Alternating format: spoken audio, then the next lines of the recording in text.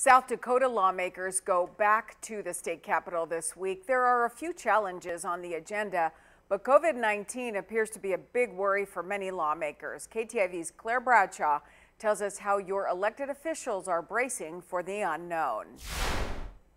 COVID is probably the first number one challenge. The COVID. How does COVID-19 affect us? We have to deal with the COVID situation. COVID goes without saying as a huge challenge this year.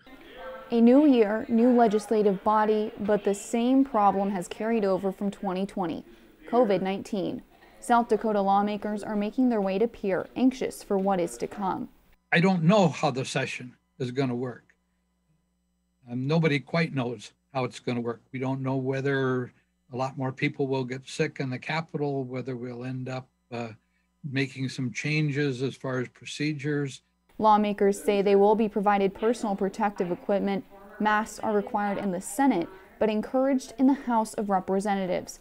Some legislators might be remote at times, but the majority will take precautions in person. You bring people in from all over the state. You know, the nature of legislation is personal contact, conversations.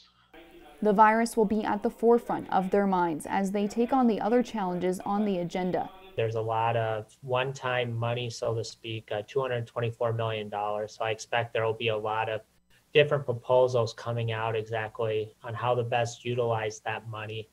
I'll bring you more on what to expect as the session opens on Tuesday. Claire Bradshaw, KTIV News 4. So what does the first week look like in Pierre? They aren't diving in immediately. Tuesday, Governor Kristi Noem gives her State of the State address, laying out her vision for South Dakota this year. Wednesday is the state of the judiciary, an update from the courts. Thursday is the state of the tribes, where tribal leaders talk about the issues they're facing. The following week is when the House and Senate will go to work. KTIV's Claire Bradshaw will bring us more about what to expect this week and in the weeks to come tomorrow on News 4.